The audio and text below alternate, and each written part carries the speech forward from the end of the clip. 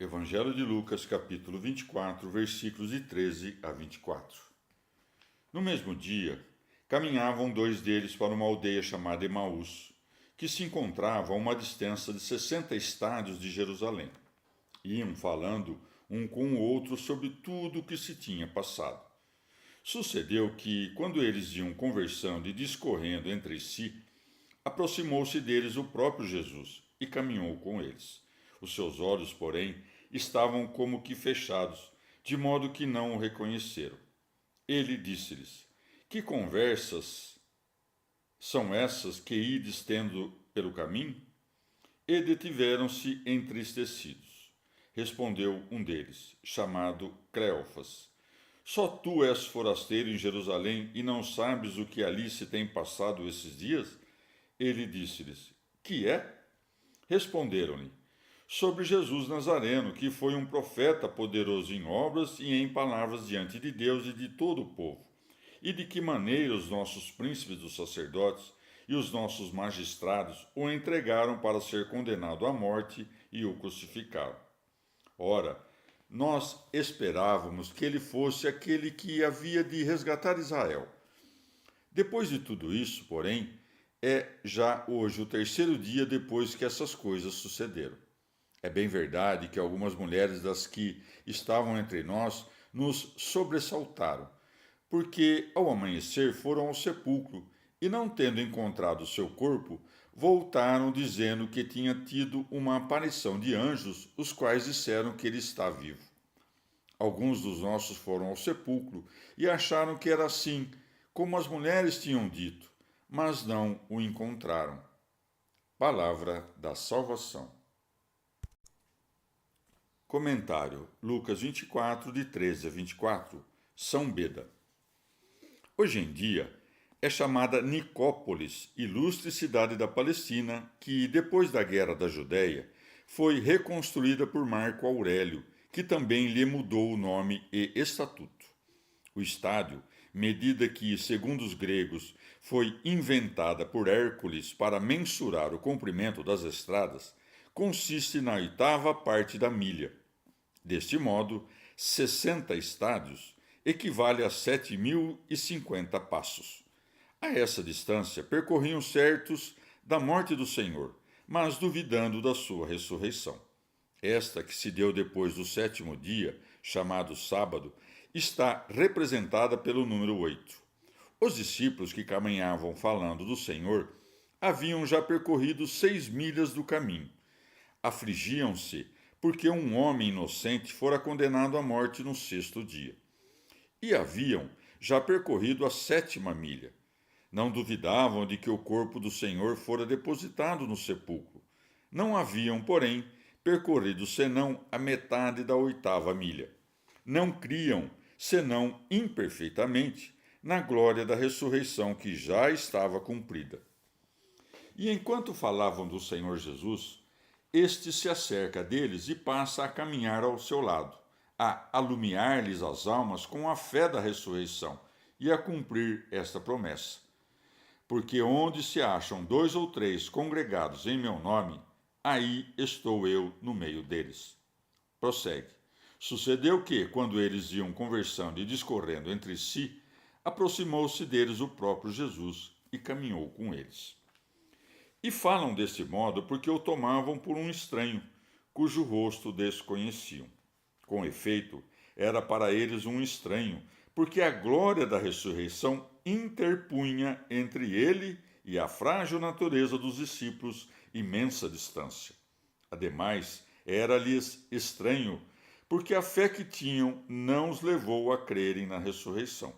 Contudo, ele prossegue a interrogá-los e disse-lhes: Que é? Responderam: Sobre Jesus Nazareno, que foi um profeta. Reconheciam de fato que era um profeta, mas não que era filho de Deus, seja porque a fé que tinham nesse ponto era ainda imperfeita, seja por temor de cair nas mãos dos judeus, perseguidores dos cristãos. Ou não sabiam quem ele era de fato, ou dissimulavam para não dar a conhecer o que tinham por verdade. Acrescentam: poderoso em obras e palavras.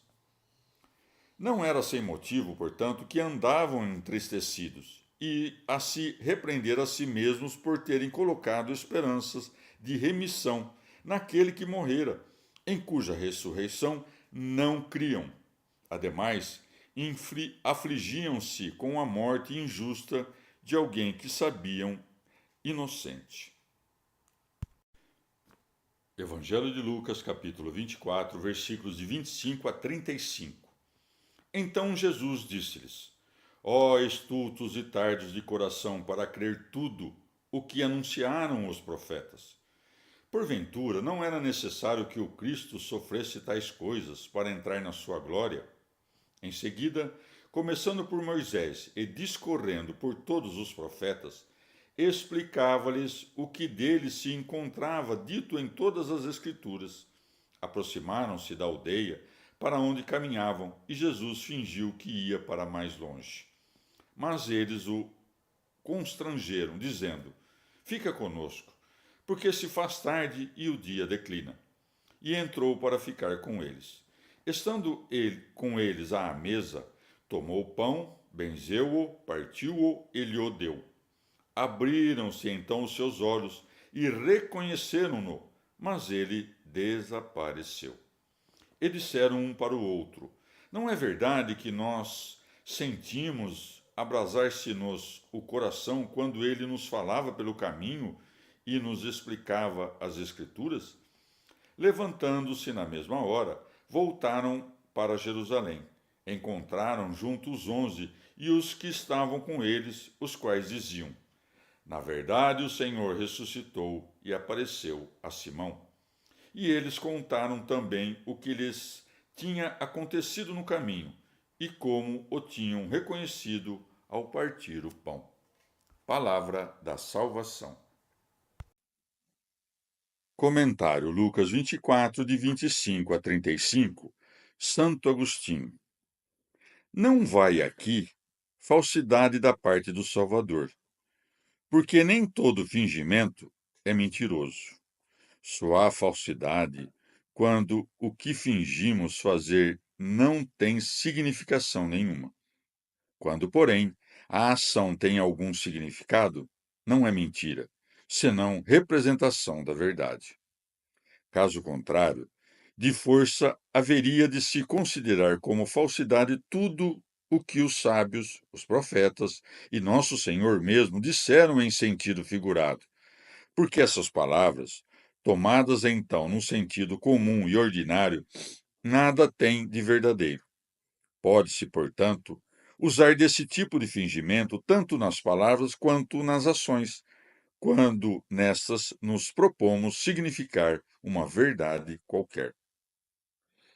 Não que tivessem os olhos cerrados enquanto caminhavam com ele, mas algo no interior desses homens os impedia de reconhecer o que viam, como uma névoa ou algum tipo de umidade. Claro que nosso Senhor poderia mudar a aparência do corpo, conferindo-lhe uma forma diferente daquela com que estavam acostumados, como sucedeu antes de sua paixão, com a transfiguração no monte, quando seu rosto ficou iluminado de um esplendor semelhante ao do sol. Mas as coisas não se deram assim, e somos levados a crer que o demônio lhes tapou os olhos, a impedi-los de reconhecer Jesus Cristo. E isso permitiu nosso Senhor até o momento da distribuição do sacramento do pão, para nos fazer compreender que a comunhão com seu corpo sagrado tem o poder de remover os obstáculos que nos impedem de reconhecer Jesus Cristo. E quando o Senhor, a marchar com seus discípulos, que o não reconheciam, e a explicar-lhes as Escrituras, finge ir mais longe, quer nos ensinar que a prática dos deveres de hospitalidade pode levar os homens a conhecê-lo e que estará ele sempre com aqueles que assim procedem com seus servos, mesmo quando se afastar dos homens ao subir ao céu. O homem instruído nas coisas da fé e que partilha seus bens com o que o instruiu pode estar certo de reter Jesus Cristo perto de si.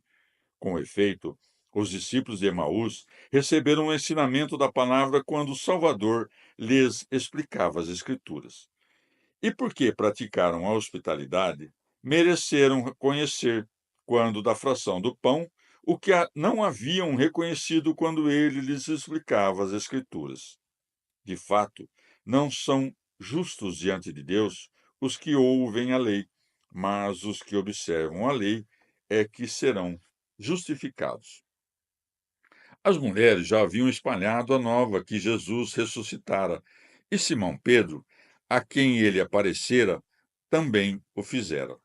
Os dois discípulos, lá chegando, encontraram os apóstolos reunidos a conversar sobre esses grandes acontecimentos. Encontraram junto os 11 e os que estavam com eles, os quais diziam: Na verdade, o Senhor ressuscitou e apareceu a Simão. São Marcos escreve: é bem verdade que os apóstolos não creram no relato desses dois discípulos, ao passo que, segundo Lucas, eles próprios declararam que o Senhor havia verdadeiramente ressuscitado. Essa contradição aparente podemos explicá-la dizendo que apenas alguns dos presentes se recusaram a crer no relato dos dois discípulos.